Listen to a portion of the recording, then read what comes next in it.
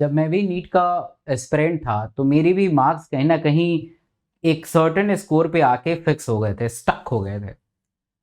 और जहाँ पे आप देखेंगे, क्योंकि आप सब नीट के एस्पिरेंट हैं, कि अगर आपके मार्क्स कहीं पे स्टक हो जा रहे हैं ना, और वहीं पे आप अपने स्कोर को फिक्स करते नजर आ रहे हैं, तो आप चाह के भी इसको इम्प्रूव नहीं कर पाते हैं। आप देखेंगे कि आप मॉक टेस्ट भी दे रहे हैं तब भी इम्प्रूव नहीं हो रहा है, रिविजन भी कर रहे हैं तब भी इम्प्रूव नहीं हो रहा है। तो ये वीडियो जो है 101% आपके मार्क्स तो इम्प्रूव करेगी, क्योंकि ये वीडियो मैं अपने ऊपर आधारित बना रहा हूं। मैंने कहीं से चोरी नहीं किया है, कहीं को देखा नहीं है, क्योंकि मैं भी आपके से जरा नीट का एस्पिरेंट था and I selected in MMC rank 52। तो आज जो मैं आपको ये तरीका बताऊंगा वो मेरा तरीका था, कैसे मैंने अपने मार्क्स को अपलिफ्ट किया and I got selected in dream medical college. मतलब इंडिया का सेकंड सबसे बेहतरीन मेडिकल कॉलेज है एमएमसी, जो आप सबका सपना भी है। तो बहुत ही ध्यान से देखिएगा और इसको बिल्कुल स्किप मत कीजिएगा लास्ट तक। मेरा दावा है कि आपका मार्क्स इंक्रीज होके ही रहेगा।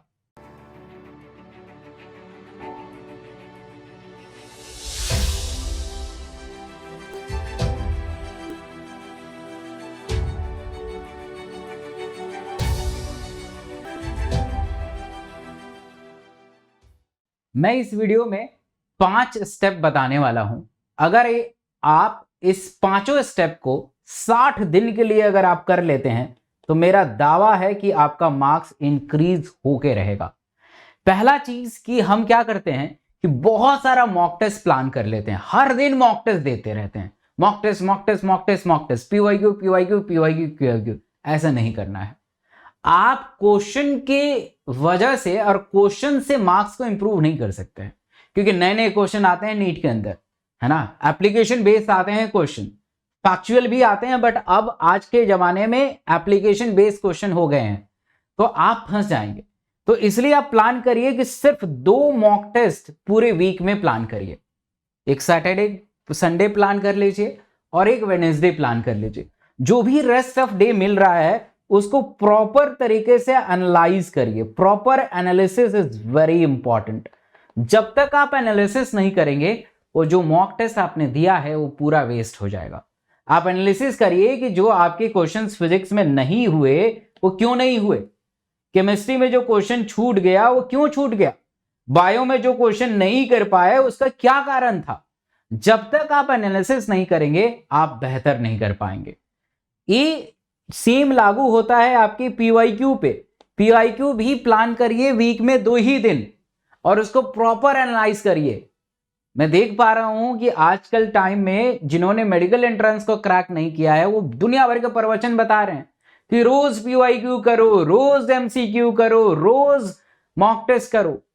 देखिए, प्रैक्टिस इज वेरी इंपॉर्टेंट, मैं इसके अगेंस्ट नहीं हूं, बट सिर्फ आप प्रैक्टिस करके ही सफलता हासिल करेंगे ये जरूरी नहीं है और ये होता भी नहीं है। इसलिए देखिए, एमसीक्यू प्रैक्टिस कीजिए, एमसीक्यू प्रैक्टिस करना है, बट मॉक टेस्ट के बारे में जब बात आती है तो सिर्फ वीक में 2 ही अभी प्लान करिए।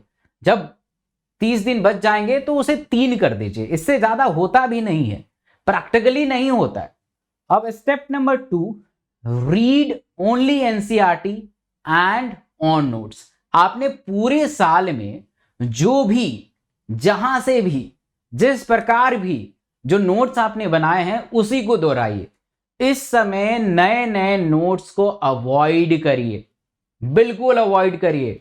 अगर आप नए नए नोट्स को बनाने के चक्कर में पड़ गए तो आप जो हैं गलत दिशा में जा रहे हैं, आप गलत दिशा में जा रहे हैं। आपको पता है कि एनसीईआरटी ही इस नीट के लिए माई बाप है, एनसीईआरटी से ही पूरा क्वेश्चन आता है। तो क्यों ना हम एनसीईआरटी को मल्टीपल टाइम्स पढ़ें, जितना बार पढ़ें उतना बार कम ही होगा। तो एनसीईआरटी को मल्टीपल टाइम्स पढ़िए। ऐसा नहीं कि हमने 5 बार पढ़ लिया तो अपने आप ही सेटिस्फाई हो गया कि नहीं मेरा तो हो गया, ऐसा नहीं है। आपको मल्टीपल टाइम्स पढ़ना है, बार बार उसी को दोहराना है, तब जाके होगा। जो आपने नोट्स बनाए हैं उसको दोहराइए। इस समय नए नोट्स को अवॉइड करिएगा प्लीज।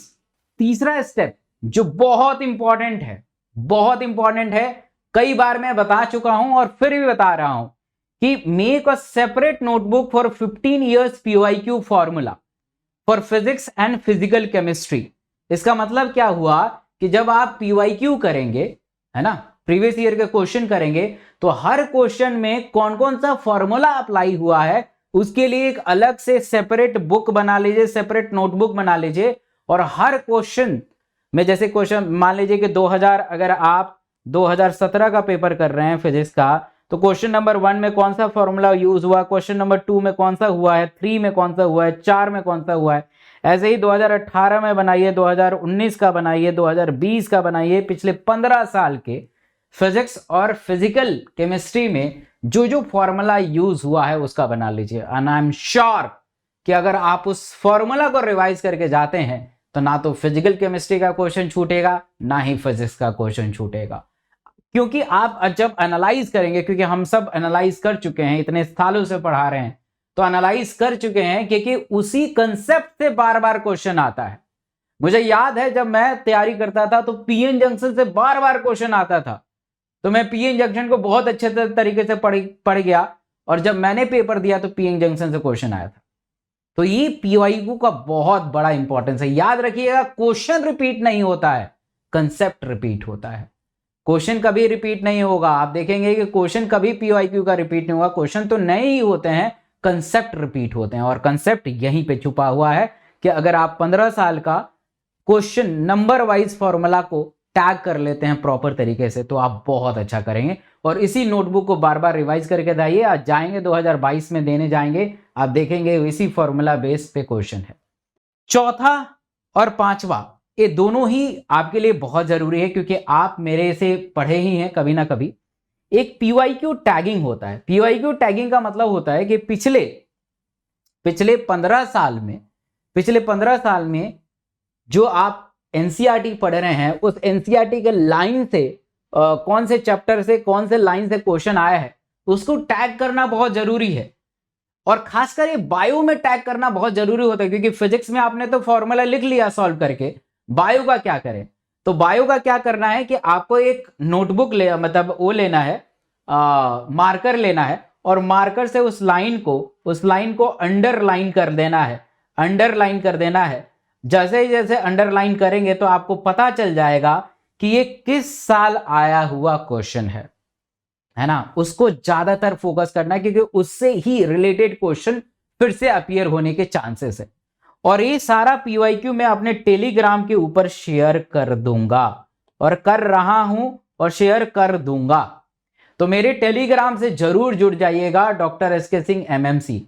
और इस वीडियो के डिस्क्रिप्शन बॉक्स में और इस वीडियो के कमेंट सेक्शन में है, उसी से जुड़िएगा, क्योंकि मेरे नाम पे बहुत सारे फेक चैनल है। तो रियल चैनल से, ऑफिशियल चैनल से जुड़ना बहुत जरूरी है। अब मैं पूरा का पूरा आपको शॉर्ट नोट भी दे दूंगा। बीच में रुक गया था क्योंकि बहुत सारी चीजें हो गई थी, उसके लिए मैं माफी चाहूंगा आप सबसे। अब मैं शुरुआत से आपको टेलीग्राम पे शॉर्ट नोट भी दे दूंगा सारा, क्लास 11th और 12th का। तो उस शॉर्ट नोट से भी आप जल्दी से रिवाइज कर पाएंगे। तो मेरे टेलीग्राम से जुड़ जाएगा। ये 5 स्टेप अगर आप कर लेंगे तो मेरा दावा है कि 60 दिन में आपके मार्क्स इंप्रूव होके ही रहेंगे। पहली बार इस वीडियो को देख रहे हैं तो इस वीडियो को लाइक जरूर करिएगा, और कमेंट करके बताइएगा कि इस 5 स्टेप में आप क्या मिस कर रहे हैं जिसकी वजह से आपके मार्क्स स्टक हो गए हैं, एक जगह रुक गए हैं। पहली बार इस चैनल पे आए हैं तो इस चैनल को जरूर सब्सक्राइब करिएगा, बेल आइकन को जरूर दबाइएगा, ताकि आप बेहतरीन वीडियो का आनंद उठा पाएं। Thank you so much.